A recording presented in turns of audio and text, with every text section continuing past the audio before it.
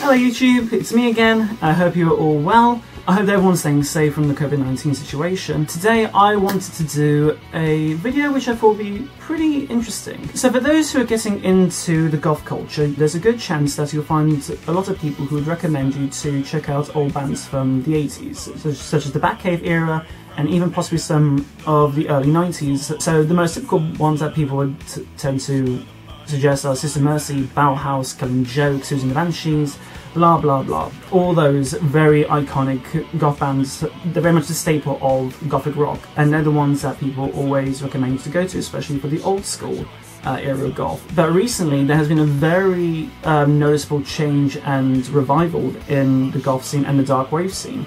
In the past, I'm going to say 15 years maybe, touch and go. Between 10 and 15 years, I've noticed there's been a huge boom in upcoming acts that share this ethereal post-punk darkwave, cold wave even, elements to the scene. And I thought to myself that we have lots of people that advise and recommend old bands from about 40 years ago, but why not talk about some of the bands, modern day bands, that I would recommend if you're getting into the goth culture and that follow predominantly and stick to that old blueprint which the forefathers of that music would play, then why not? So for this one, I'm going to explore with you my recommended top 6 modern goth slash darkwave bands. And just a disclaimer that it's not just a case of goth, darkwave and like that, that's just the umbrella term that I'm using. It's basically anything that has that iconic nostalgic sound from 40 years ago or so on and so forth, up to now, that shows and shares those predominant distinctions. So let's kick into this, and we're going to go with a nice blast of old-fashioned death rock, and we're going to go all the way to Finland with Virgin Veil. Now, Virgin Veil formed back in 2015. They are a group that is comprised of husband and wife, Susie and Jacques.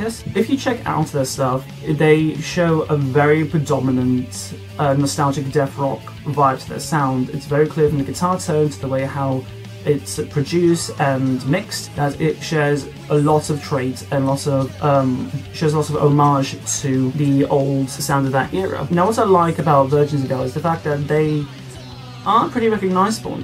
Now, especially when you go onto social media and you go into these goth websites, they're always recommended to, especially on goth pages. And what I generally like about them, the fact that they are a husband and duo, but they also have another separate project called Masquerade, I think it is, where Susie is the predominant vocalist. I do recommend checking their stuff out. I'll make sure to leave a link to it. And if you are into the old-fashioned death rock music, then I strongly do suggest checking this group out predominantly. So the songs I recommend from Virgin Veil are Live Stills, Live Like Suicide and Love Stains. Okay, the next one, and this is number 5, we are going to go more in towards the darkwave and cold wave aspect. This band has once again been around quite recently, been around for about 5 years now, 2015, and this is Corlix.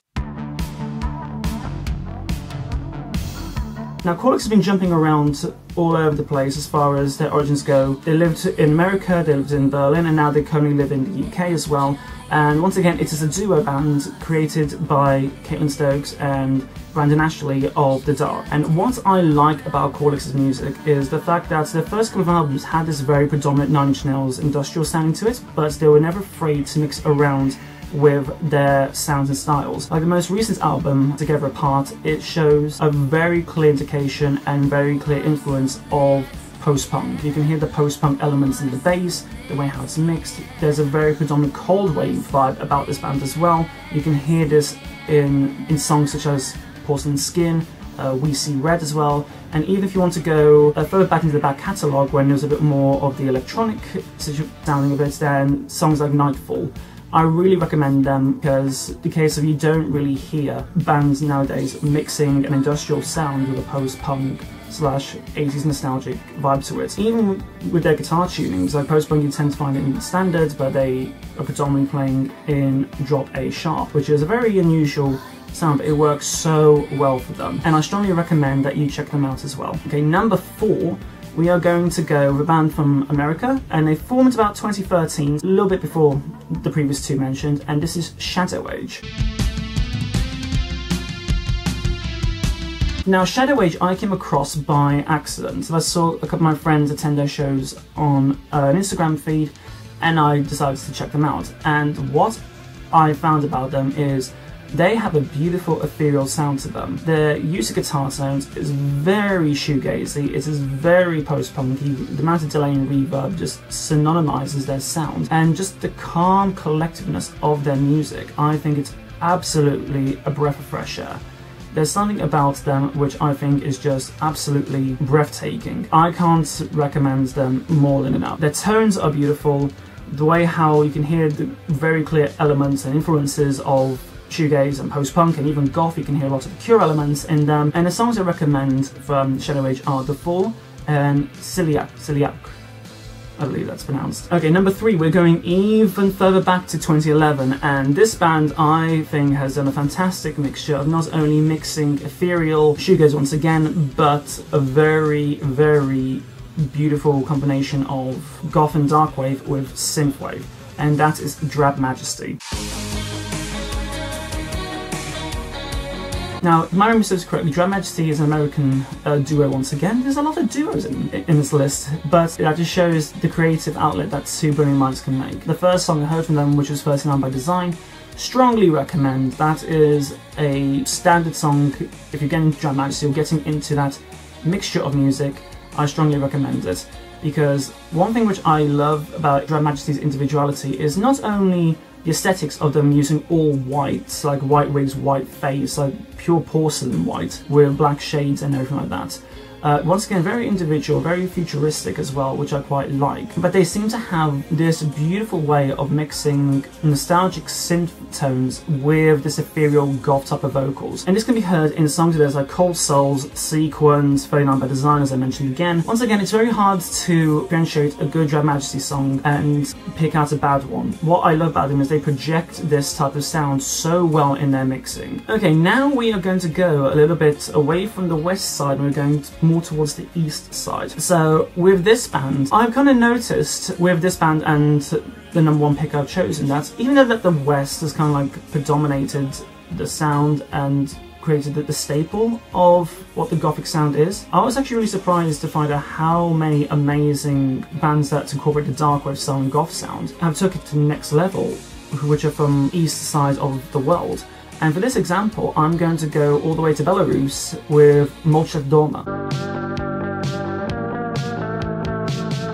Now, for those who don't know what Malta Dolma's name means, it means silent houses. They actually formed back in 2017, so they're probably the most recent band on this list. So we're talking 3 years, and they exploded through the scene. I'd say that the album that got Malta Dolma to this pinnacle success was their second release, Flaws, which is, if you've seen it floating around on Facebook or even on TikTok, where their song Sudnor has become quite predominantly well known. It's very easy to recognise them just by their album cover. It's got that very industrial like tone to it, which personally when I look at the album it speaks to the music. The music matches the album so well. I know that they are commonly referred to as Duma, which is this type of Russian subculture internet scene, which I can understand why, because a lot of what Malta Dolma was talking about is very much on the industrial aspect, not as far as the music connotations or lyrics, but just the overall environment of how, you know, how the industry and the way how the world is run has got this nihilistic perception and existential connotation to their lyrics. But I love the fact they mix synth, cold wave and post-punk so well into the mixture. And even their vocalist has been referred to have a very strong Ian Curtis reference to the way how he sings. Once again, for Malta Dolma, I really recommend Sudnor, which is the most popular one. If you haven't heard it already, you also got songs like Filma. Now, just before we get to our number 1 pick, I just want to give out a few honourable mentions to this one, because there's a good chance you might have heard a couple of these bands which I've mentioned, and I didn't want to make too much of a long list on this one. So here are a list of a few honourable mentions.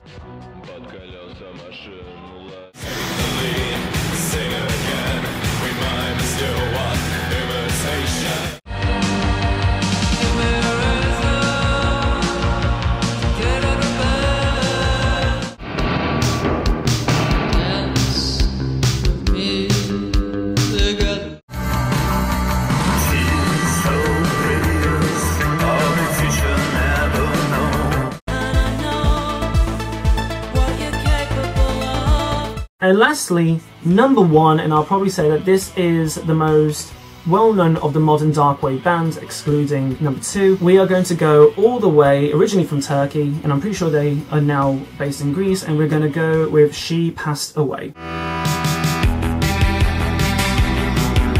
Now, as I said before, She Passed Away were originally formed in Turkey back in 2006. So once again, just cheating on the timeline which I mentioned on this one, but I still think that if you're including a list on modern Darkwave bands, modern Goth bands, you cannot mention it without She Passed Away. They have pioneered the Darkwave scene very, very well. Same as Lebanon and Hanover in that aspect, but I think with She Passed Away, there's something individual about their tone. The fact that, yeah, they speak in Turkish, but they make their native tongue sound so dark and mysterious in the music that they create. Thankfully, I was lucky enough to actually catch them at Whitby Pavilion on the Tomorrow's Ghost event last year, if you haven't seen my Whitby video about that, and I was stunned and blown away by them. I heard of the name before, but I was always a little bit hesitant to check out new bands at this point, especially when they try to replicate old nostalgic sounds, but they proved me wrong. They were a huge breath of fresh air. Once again, Darkwave, synth, all that type of mixture. You can hear a lot of Cure elements in their music. You can hear a lot of inspirations by bands like Cymox and Killing Joke as well, which I find to be very interesting nonetheless. If I had to pick like my top She Passed Away songs, I would probably say Ritual is probably the most recognisable song of theirs.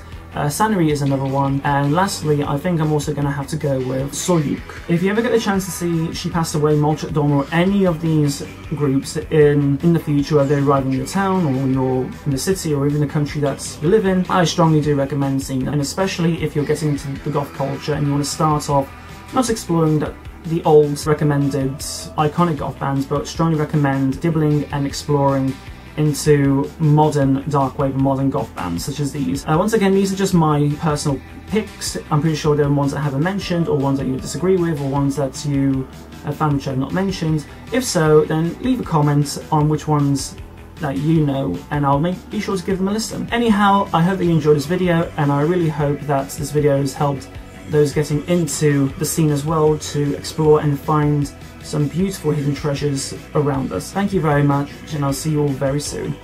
Bye.